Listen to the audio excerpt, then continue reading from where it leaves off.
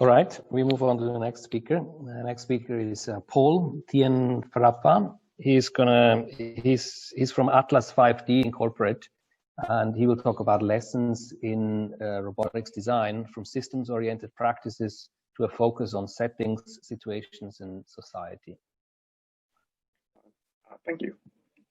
I'm representing a group of roboticists with experiences and backgrounds in academia, industry, corporations, startups, and government. So we're going to give you an overview, a high-level overview of our experiences over the past 10, 15 years, primarily in medical.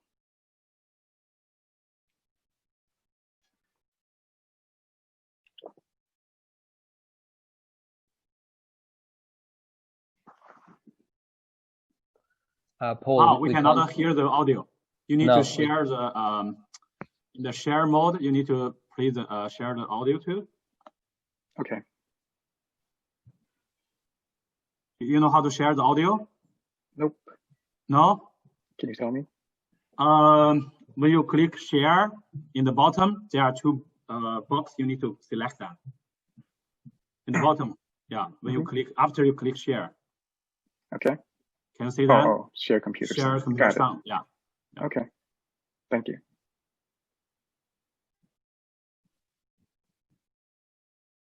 Oh.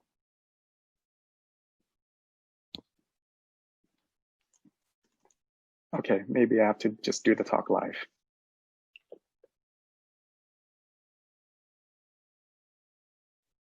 You want me to share for you?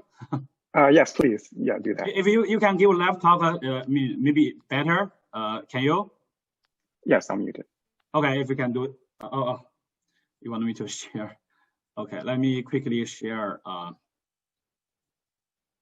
think we probably. Okay. Hey, Nguyen. There are just a few of many robots that we have worked on, and I will describe the lessons we have learned along the way. Here are examples of robots that we have worked on in the past. Let me talk more about my work, which is the image overlay system for MRI-guided intervention. The system prototype was used in conjunction with a 1.5 Tesla MRI system. By applying the law of reflection, the 2D MR image is projected from a liquid crystal display and reflected to the operator via a semi-transparent mirror. As you can see that while the operator is looking through the mirror, the 2D axial image appears overlay on the visible object underneath the system in appropriate size and correct and location. The intersection of the projected image and the objects was indicated by the laser. By looking through the semi-transparent mirror, the operator simultaneously visualized the target object and its previously acquired MR image, including the virtual needle path here. The operator identified the surface entry point as the intersection of the image overlay system laser and the display of virtual needle path. To make the puncture, the operator inserting the needle along the virtual needle path displayed through the semi-transparent mirror. The challenging of this work is the calibration on both hardware and software during the operation, when everything is connected as a single unit and operation in the real environment. It becomes more complicated than working in the research lab. At the end, we always found that a lot of changes were made to the original prototype, including the testing protocol.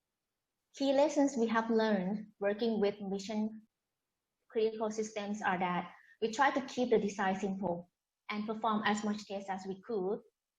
Testing in research tends to focus more on the concept, feasibility, and accuracy of the robot, which often miss some parameters for safety that are required by law when marketing the robots.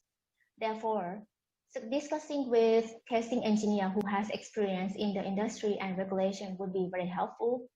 It is very important to always documenting all the design and changes that were made during the development. This could help keeping track of everything that are necessary for safety, regulation, and success. design optimization, unit testing, simplicity, document control, change control that I was mentioned earlier in the previous slide. These practices help managing complex efforts, may be required by law, company policy, and in research, they help control experimental variables. Thanks, Pawina. Robots really are complex in my experience too, and engineers will be quite familiar with the practices that you mentioned. But despite those challenges, many in research still need to build entire systems. Here's one system that I built for surgery inside the heart for my PhD thesis. And I couldn't have put this puzzle together without the pieces invented by those before me. Whether it's systems, mechanisms, software, or sensing, these prior achievements allowed me to focus on the messy details of the application. And in that spirit, many of us here have contributed back into open source projects, giving future efforts a head start. I also started using commercial manipulators to investigate user domain problems, and I'm far from the only one taking this approach. These are really interesting developments because abstracting the engineering efforts allows us to work on the problem domain more carefully. And we all know this to some degree, so let's take it a step further and see what can limit the impact of the robots we build and how we might do better. Chloe? Here's a spoon designed to help people with essential tremors. It seems like a very simple robot, but looking at the feedback, we can see that the problem is actually a lot harder than it looks. One customer said that the spoon didn't work for his father, even though the tremor is supposedly targeted by this product.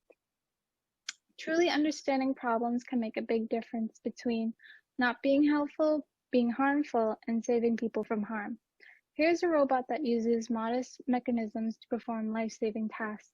It can sneak into hard-to-reach places to deliver air and water to disaster victims.